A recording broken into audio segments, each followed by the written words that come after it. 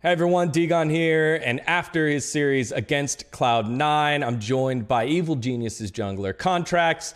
Juanito, didn't quite go the way that we wanted it to for your successes. Tell me what that series was like for you up against Cloud9. I definitely felt a lot more comfortable this series than I did last week. Um, Last week, I felt like I had an insane amount of pressure on my shoulders, but Mhm. for some reason this week, especially coming in game two, felt like I had all of the control and I kind of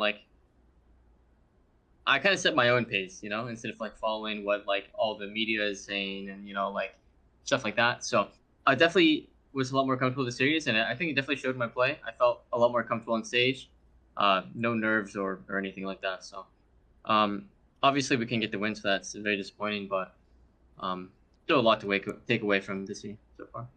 Yeah, you guys in game number 3 flexed the Trundle down to the bot side of the map and then played up against the Nocturne. And, Blabbert, known for the Nocturne, you fall behind the Nocturne snowballs. What did you feel specifically in that game number 3?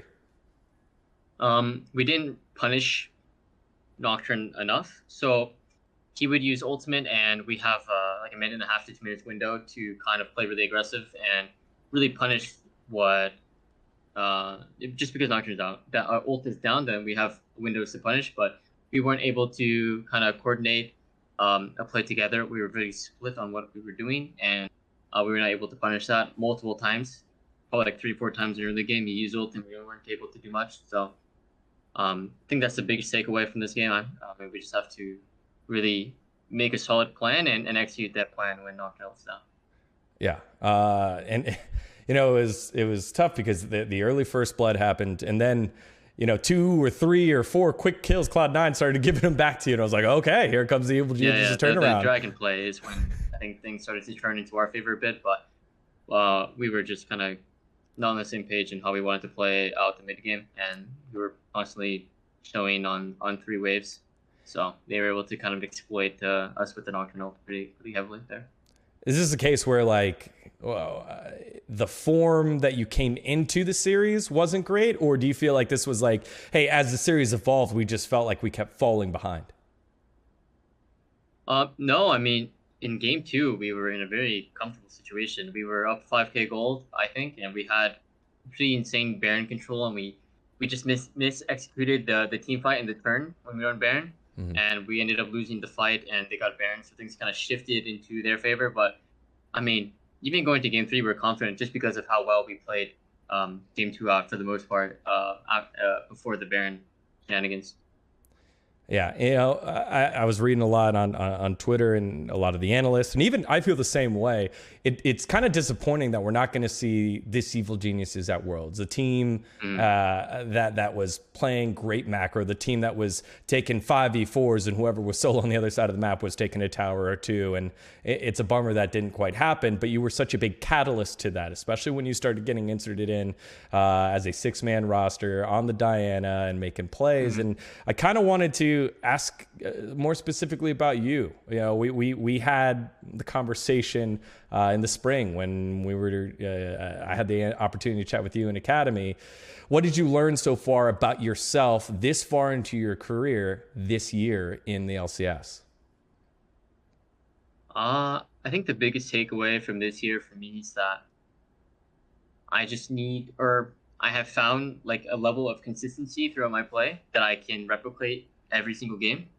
Um, and I think that's my early communication. I always have a pretty solid game plan, and I think I'm able to kind of just see things really well early game and like just just make a solid plan and follow that. And I think I'm really good at adapting my plan as well, depending on what the enemy's doing. So I think having that much of a structured communication flow in game really helped me develop my consistency through this year. I think going forward, obviously, it can always be better. You can have better plans, and just overall, try to get your teammates on the same page quicker, and just kind of do that sort of communication flow. But um, I mean, I'm pretty excited for next year. I think if I keep working on my fundamentals and just keep working on the early game, I think I'll be a pretty strong jungler for next year.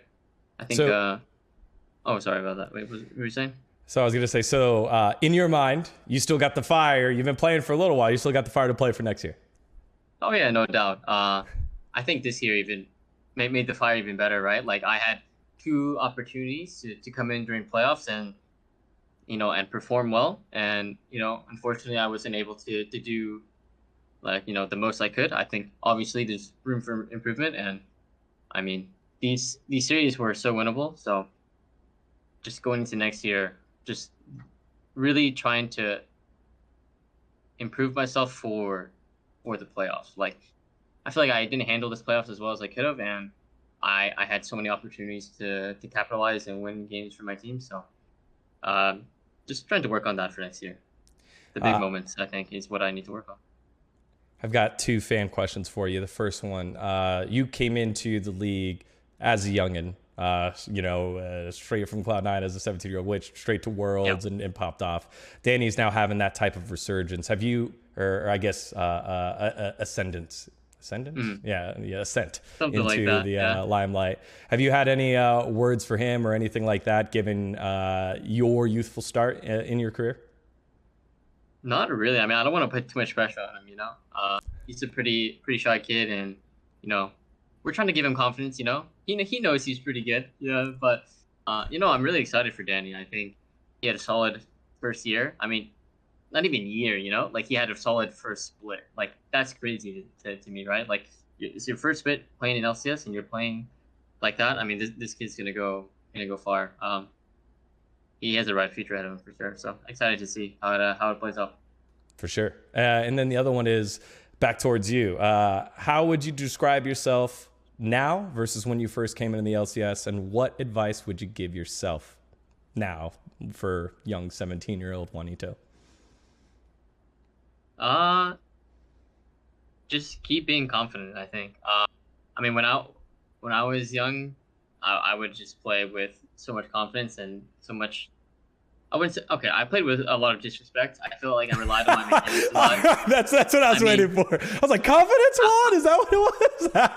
I mean, I played with a lot of disrespect back then, but I would tell myself to just keep doing it, like even if you're losing, like the year prior or the year after, like my 2017, I started playing with not much confidence, right? So I would just tell myself to keep playing with confidence and don't underestimate how good you are. So yeah, that would be my words of advice to myself.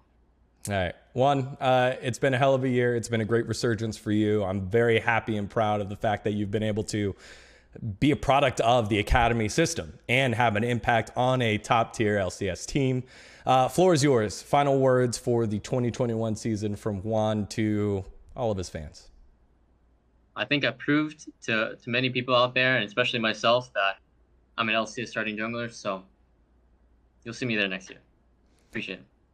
Thank you, buddy. I appreciate you. Congrats on the year. Sorry it didn't pan out the way that you wanted to, and I'll be super excited for you to come back next year. Appreciate that. You go on.